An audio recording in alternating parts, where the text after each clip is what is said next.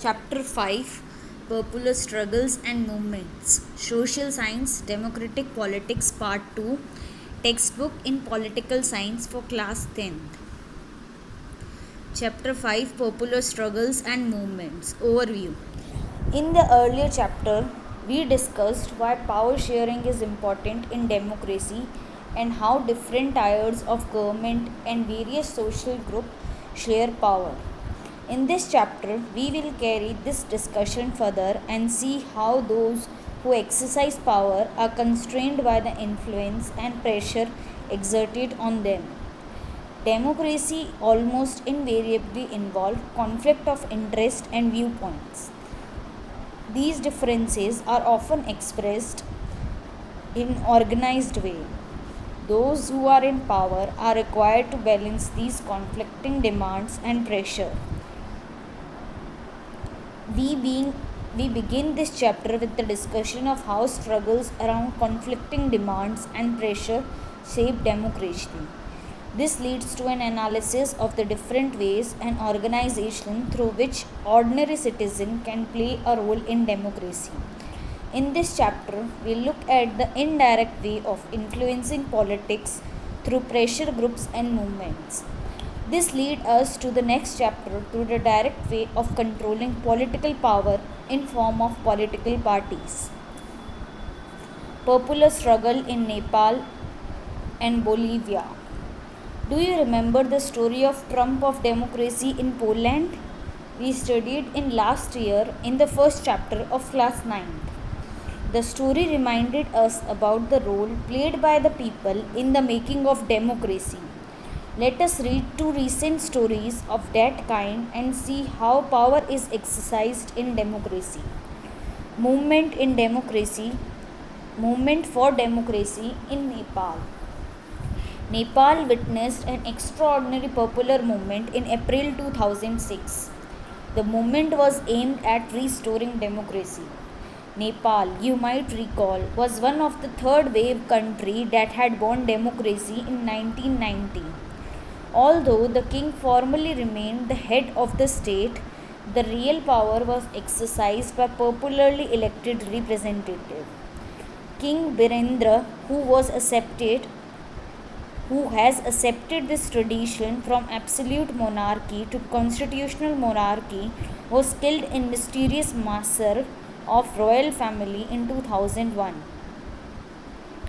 King Gyanendra, the new king of Nepal, was not prepared to accept democratic rule. He took advantage of the weakness and unpopularity of democratically elected government.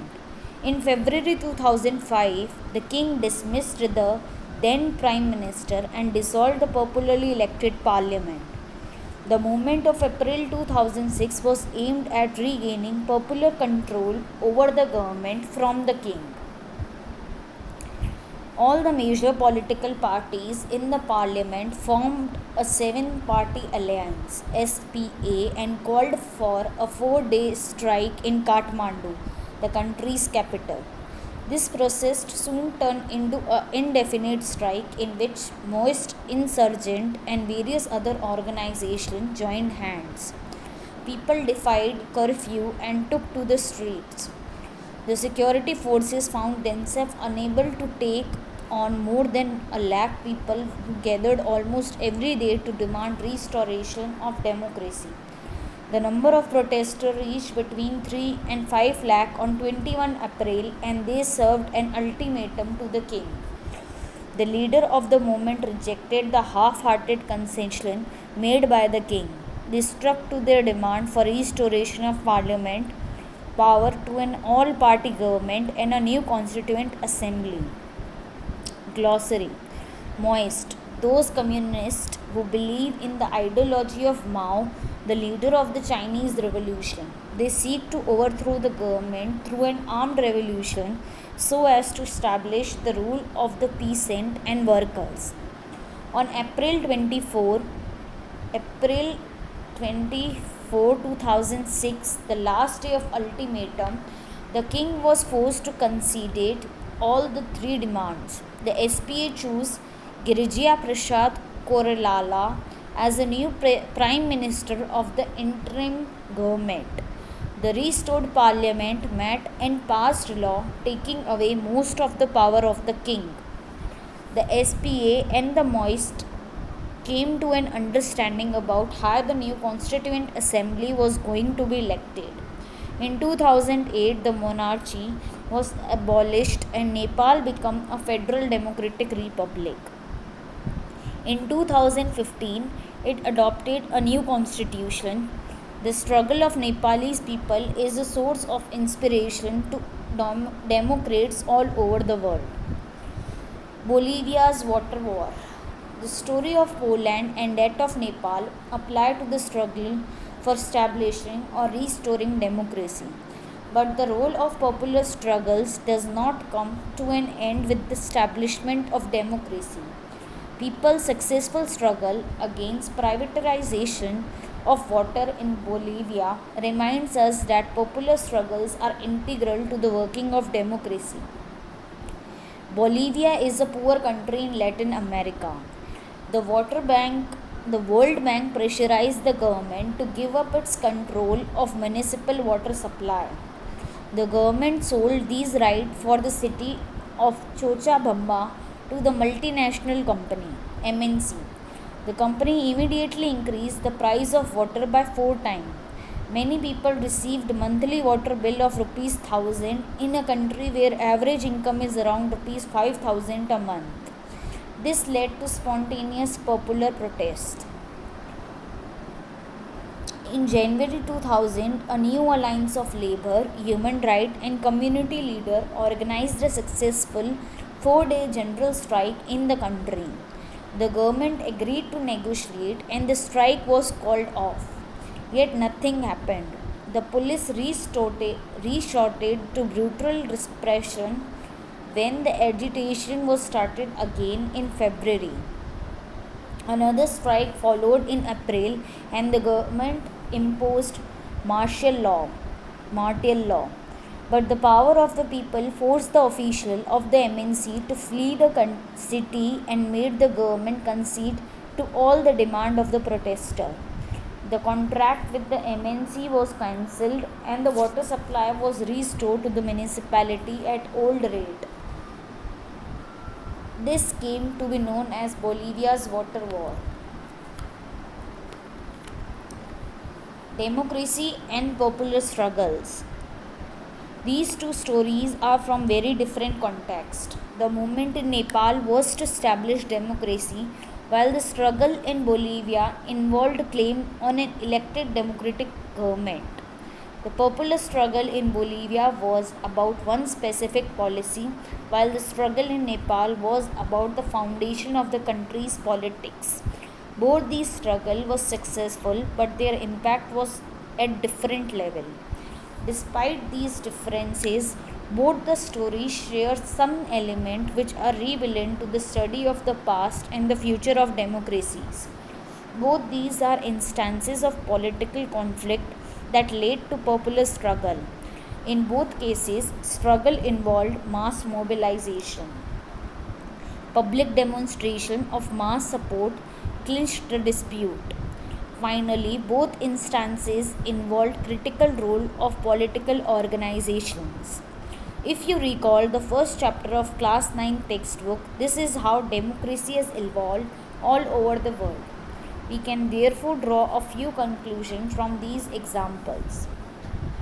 Democracy evolves through popular struggles. It is possible that some significant decision may take place through consensus and may not involve any conflict at all. But that would be an exception. Defining movement of democracy usually involve conflict between those groups who have exercised power and those who aspire for a share in power. These movements come when the country is going through transition in democracy, expansion of democracy, or deepening of democracy. Democratic conflict is resolved through mass mobilization. Sometimes it is possible that the conflict is resolved by using the existing institution like parliament or the judiciary. But when there is a deep dispute, Very often, these institutions themselves get involved in the dispute.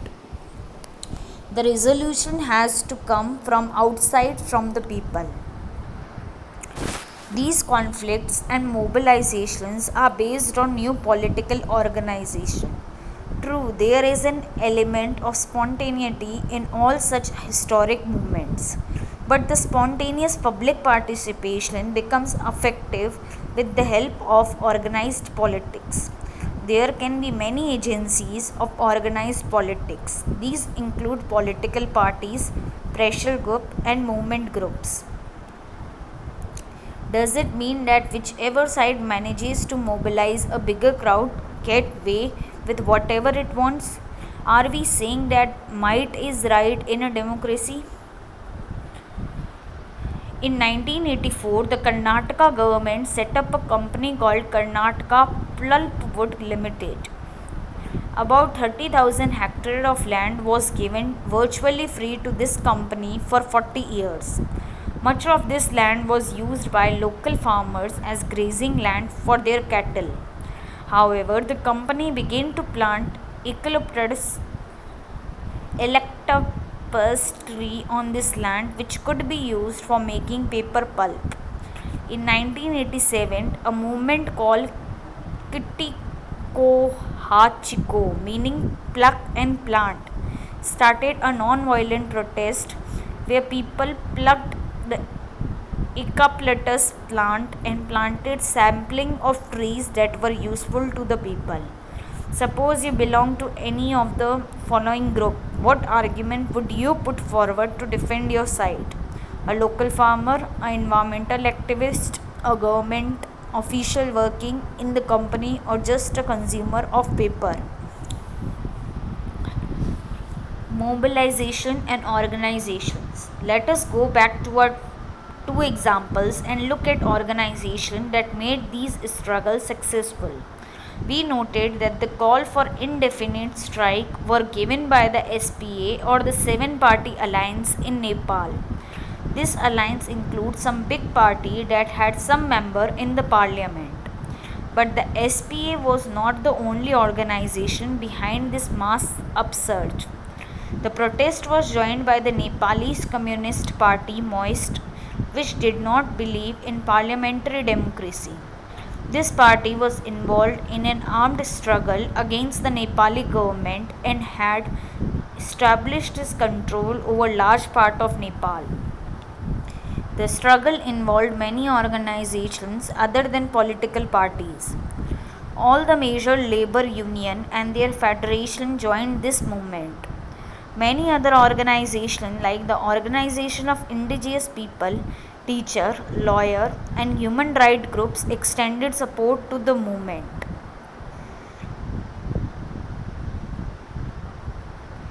The protest against water privatization in Bolivia was not led by any political party.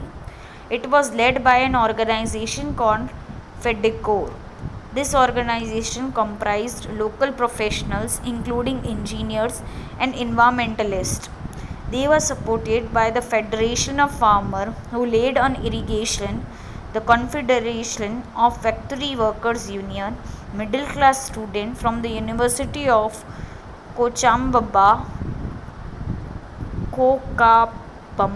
and the city's growing population of homeless street children. The movement was supported by the Socialist Party. In 2006, this party came to the power in Bolivia. From both these examples, we can see that in democracy, several different kinds of organizations work behind any big struggle. These organizations play their role in two ways. One obvious way of influencing the decision in democracy is direct participation in competitive politics. This is done by creating parties, contesting election, and forming government. But every citizen does not participate so directly. They may not have the desire, the need, or the skill to take part in direct political activity other than voting. There are many indirect ways in which people can get government to listen to their demand or their point of view. They could do so by forming an organization and undertaking activities to promote their interest or their viewpoints. These are called interest group or pressure groups. Sometimes people decide to act together without forming organization. Pressure group and movements. Pressure groups are organizations that attempt to influence government policies. But unlike political parties, pressure groups do not aim to directly control or share political power.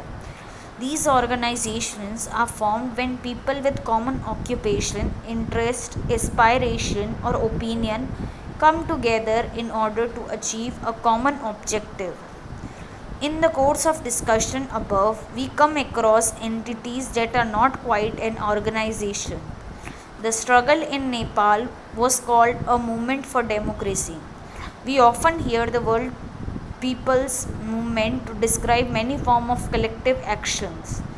Narmada Bachao Andolan, Narmada Bachao Andolan, movement for right to information, anti-liquor movement, women's movement, environmental movement. Like an interest group, a movement also attempt to influence politics rather than directly take part in electoral competition. But unlike the interest group, movement have a loose organizations. Their decision making is more informal and flexible. They depend much more on spontaneous mass participation than interest group.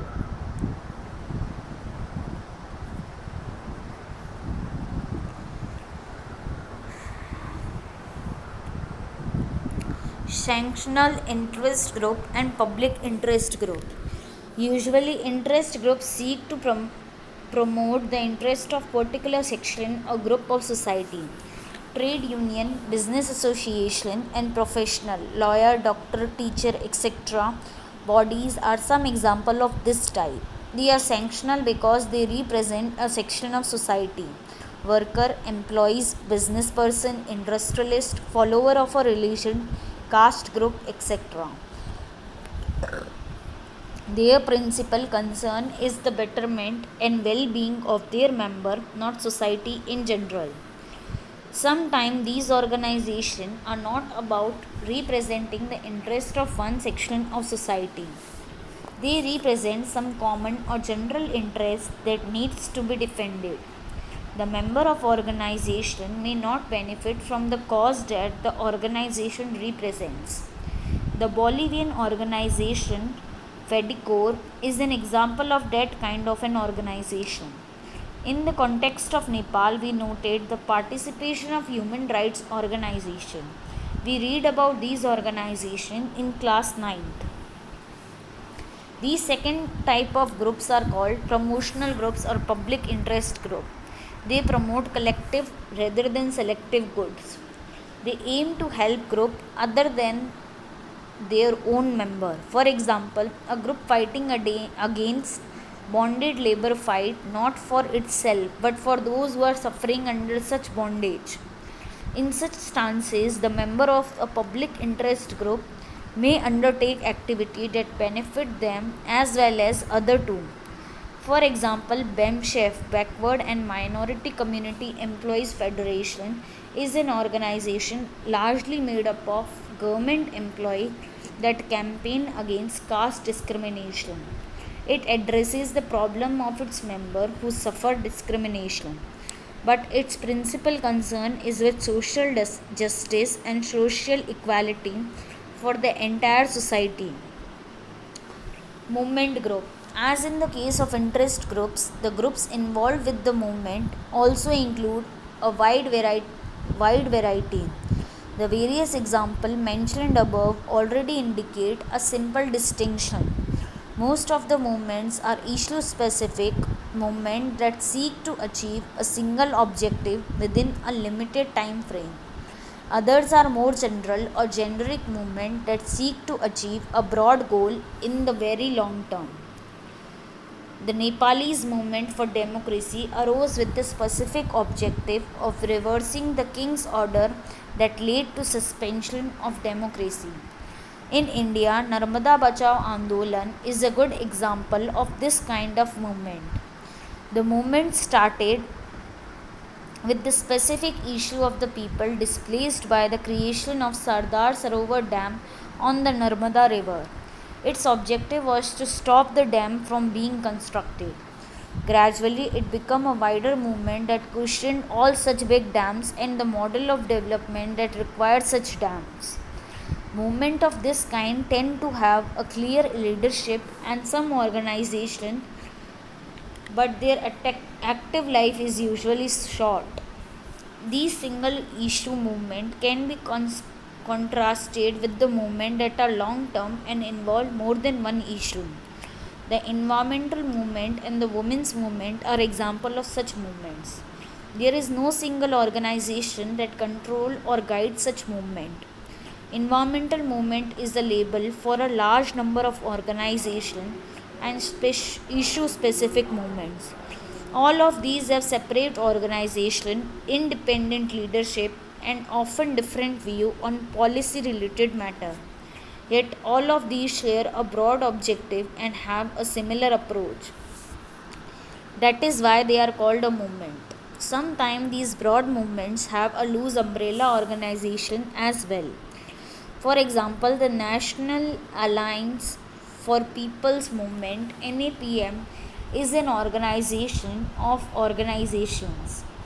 Various movement groups struggling on specific issue are constituent of this loose organization which coordinates the activity of a large number of people's movement in our country. How do they influence politics?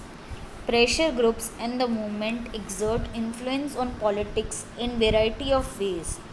They try to gain public support and sympathy for their goal and their activities by carrying out information campaign, organizing meetings, filling petitions, etc. Most of these groups try to influence the media into giving more attention to these issues. They often organize protest activity like strike or disrupting government programs. Workers' organization, employees association, and most of the movement group often resort to these tactics in order to force the government to take note of their demands. Business group Business groups often employ professional lobbyists and or sponsor expensive advertisement. Some person from pressure group or movement group may participate in official bodies and committees that offer advice to the government. While interest groups and the movement do not directly engage in party politics, they seek to exert influence on political parties. Most of the movement groups take a political stance without being a party. They have political ideology and a political position on major issue. The relationship between political party and the pressure group can be different, can take different form, some direct and other very indirect. In some instances, the pressure group are either formed or led by the leader of political party or act as extended arm of political party. For example, most trade union and students organization in India are either established by or affiliated to one or the other major political party. Most of the leader of such pressure groups are usually activists and the leader of the party. Follow the news on any news TV channel for 1 week. Make a note of news related to pressure groups or movement representing the following sector or sections: farmers, traders, laborers, industry, environment, and women. Which of these are mentioned most on television news? Which section or interest get mentioned at the least? You may follow the newspaper if you don't have TV at home. Sometimes political parties grow out of movement. For example, when the Assam movement led by students against the foreigners came to an end, it led to the formation of Assam Gana Parishad. The root of the parties like the DMK and the AIDMK in Tamil Nadu can be traced to a long drawn social reform movement during the 1930s and 1940s. In most cases, the relationship between parties and interest or movement groups are not so direct. They often take positions that are opposed to each other, yet they are in dialogue and negotiation. Movement groups have raised new issues that have been taken up by political parties. Most of the new leadership of political parties come from interest or movement groups. Is their influence healthy? It may initially appear that it is not healthy for groups that promote interest of one section to have influence in democracy. A democracy must look after the interest of all, not just one section. Also, it may seem that these groups wield power without responsibility.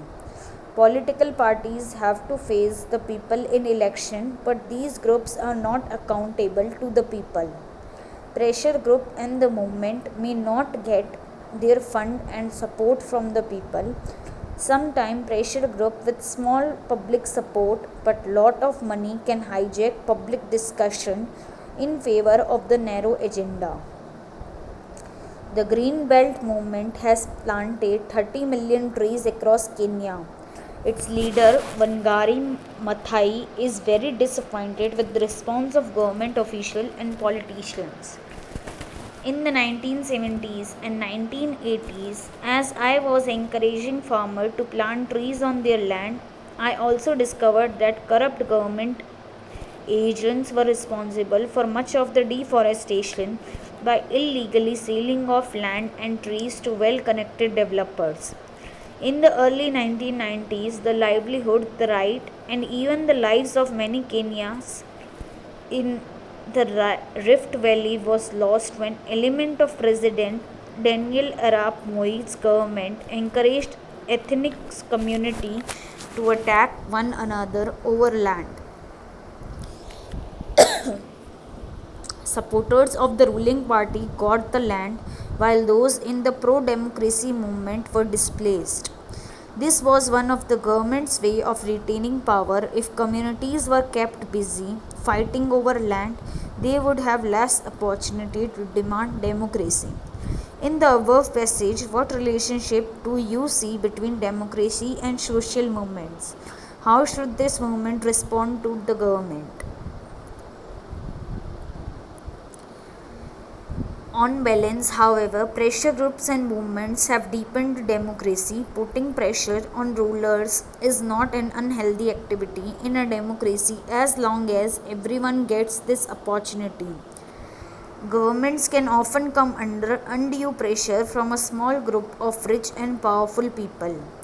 Public interest groups and movements perform a useful role of countering this undue influence and reminding the government of the need and concern of ordinary citizens.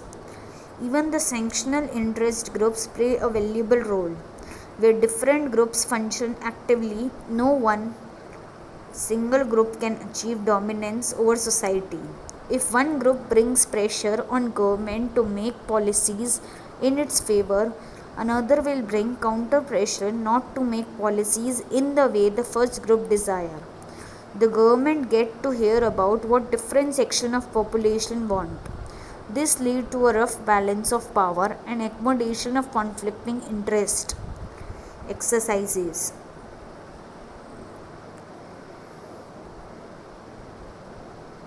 Thank you.